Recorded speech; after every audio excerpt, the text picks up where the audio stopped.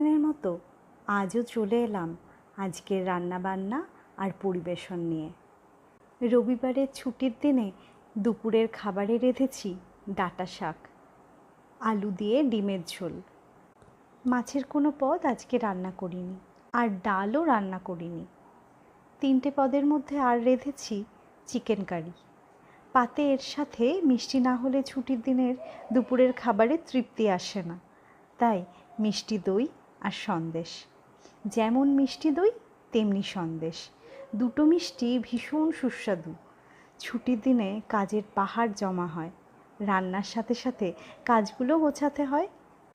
আজ রান্নার পদ সংখ্যা কম হলেও প্রতিটি রান্নাই এত ভালো হয়েছে যে দুপুরের খাবার খেয়ে তৃপ্তি এসে গেছে। আজ কী রান্না করলে জানিও। আজ তবে আসলাম, আবার দেখা হবে কাল।